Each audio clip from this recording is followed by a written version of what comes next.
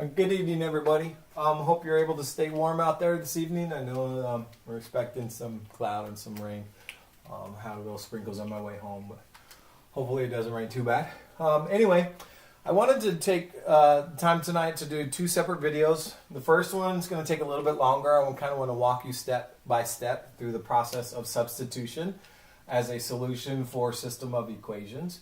And then I may do a second video with me not explaining things, but just going through a couple of the problems on the homework a little bit more quickly. So anyway, I wanted to go with number 3 on the front side of the homework. I know the back side is also numbered 1 through 4. Just know that the front side would be the side that has your name on it. So this is going to be problem 3. And I used a couple different colors here. I want to explain kind of real quick why I did that. For using the red for the y, I'm going to come back to that in a minute. But in the meantime, I want you to see that what I've done is I've underlined terms in both equations with a green underline. Because I wanted you to see the first step that we want to do is understand that we have in a system of equations 2 equations with 2 variables each in them. So I've underlined all of the terms that have a variable in it with a green underline. In order to solve system of equations, what you're going to do first is identify one of those 4 terms, and it doesn't matter which one as long as you do the next step correctly. And what that means is that you're going to take one of those 4 terms and solve that particular equation for that term. In other words, I'm going to solve this equation for x, or I'm going to solve this equation for y. I'm going to solve that equation for x, or I'm going to solve this equation for y. The way that I do that is I'm going to pick the term that is easiest to rearrange that equation to solve for y. In other words, I'm looking at these 4 terms that have the green underline in it, and I notice that 3 of the 4 have a coefficient in front of the variable itself. A 3 here, 3 here, and a 2 there. However, this one doesn't. So if I had to pick one of these variables to isolate by itself, the positive y is the one I would want to go with. So I'm going to do that work over here off to the side. But all I'm doing is I'm going to take this equation right here, and we're going to define it as calling it solving for y. Another way to look at it, though, is that we're just rearranging the same equation to make sure that the y is by itself on one side of the equal sign. So I'm going to start over here. I have y plus 3x is equal to 8. And really, essentially, all I need to do on this one to get y by itself is to use the inverse operation and subtract 3x from both sides of the equal sign. So those 2 are going to cancel each other out. So on the left side of the equal sign, I have y, which is what I was looking for, y only. And then I have a negative 3x plus 8. So now what I want to do is I'm going to rewrite this equation, this second equation, with what I have over here.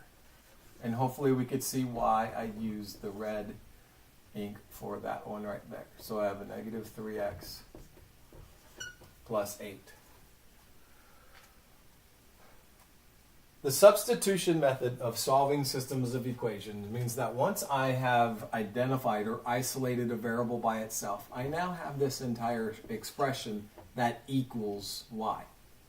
So if I can go to the other equation, and every time I see a y, instead of writing that y, I'm going to write this expression since they are equal to each other.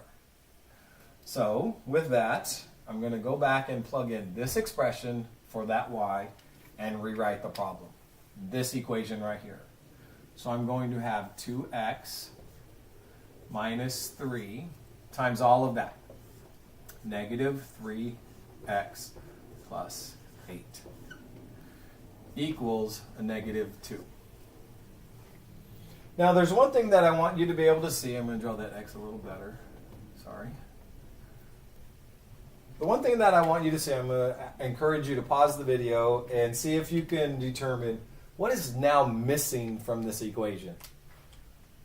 What is it that is now missing so that we can go forward So go ahead and do that now. So hopefully you had a chance to do that. And what I was looking for with that question is if you notice that there's no longer a y variable in this equation, which means now that the y has been substituted for, I can solve for x.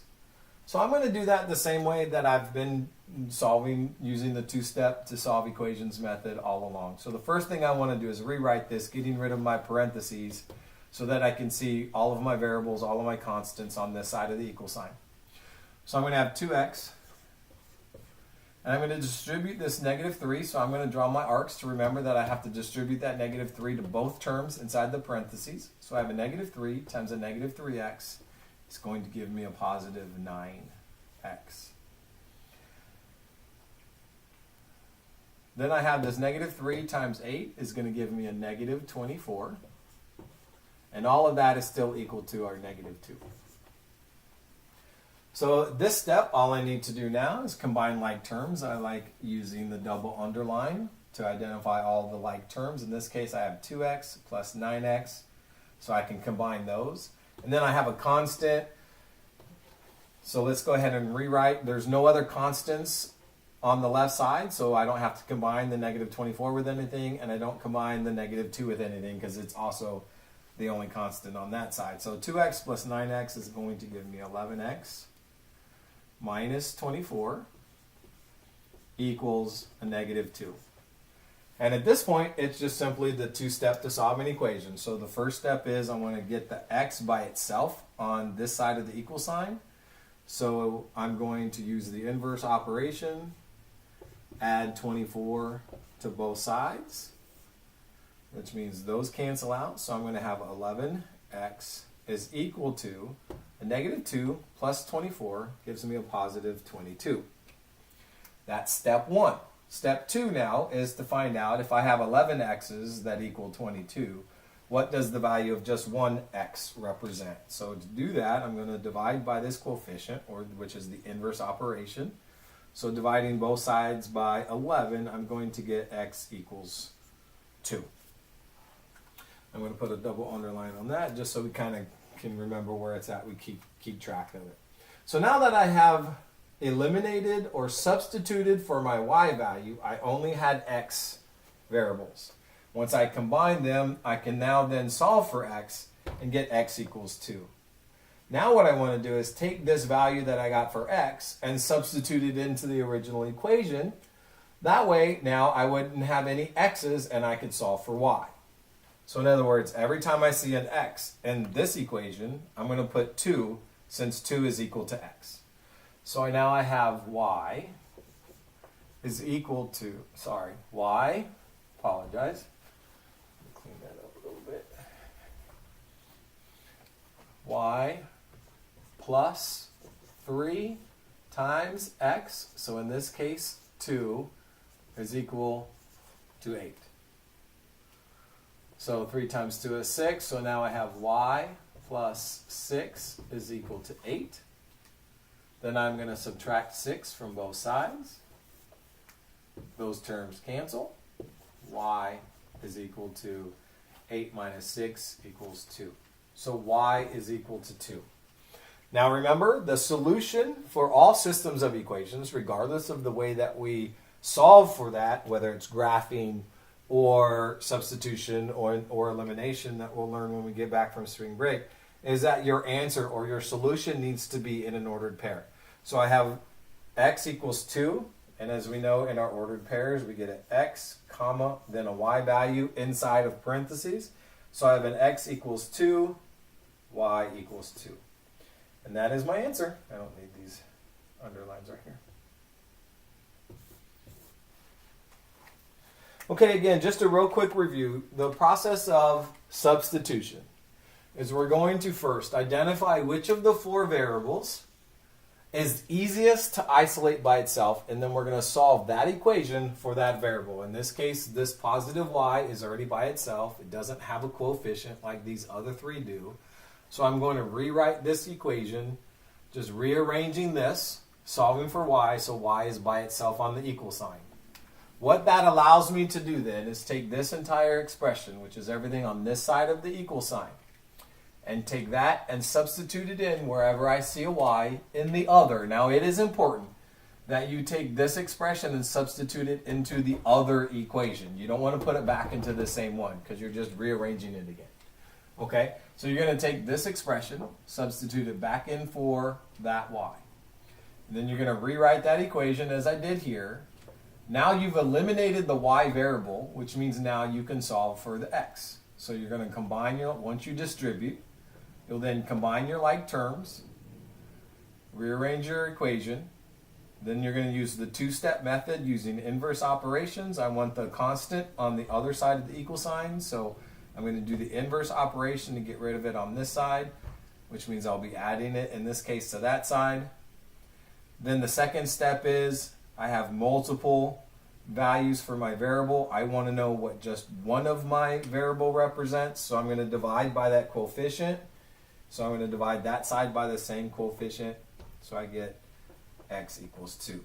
Now that I have a value for x, then I'm going to take it back up to my original equation and substitute that 2 in for that x.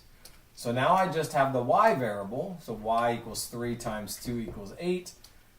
3 times 2 is 6. Subtract 6 from both sides, as we did over here, and we found out that y is also equal to 2. So my solution set is 2, 2. Now, on a quiz, if I have time, what I'm going to do is go back in and substitute these values for x and y into our original equations and find out if it works. So we have 2 and 2. So I'm going to take, and hopefully I'll try to, hopefully you can see this on the screen. I'm going to take 2 times 2 minus 3 times 2 equals a negative 2. So again, this 2 is the value that I got for x. This 2 is the value I got for that y when I solved over there. So 2 times 2 is 4, minus 3 times 2 is 6, and a negative 2 on that side. And sure enough, 4 minus 6 is a negative 2, does in fact equal negative 2 equals negative 2. So that's for the first equation. The second equation, again, substitute a 2 for that y, so I get 2 plus 3. Then I'm going to substitute the 2 for that x equals 8. So 3 times 2 is 6. So now my equation reads 2 plus 6 equals 8. And yes, in fact, 8 does equal 8. And therefore, I can say that the solution set of 2, 2, x value 2 for x and x value 2, y value 2, is a solution that satisfies this system of equations. So I'm going to go ahead and stop this video now. I'll do, like I said, a couple more problems real quickly on the board, hopefully a shorter video that you could just flip through for reference. But again, this is number 3 on page 1 of the homework, and I'll do a couple problems off the second page as well. All right, thanks for tuning in, everybody. Hope you're having a great evening, and I'll see you tomorrow in class. Good night.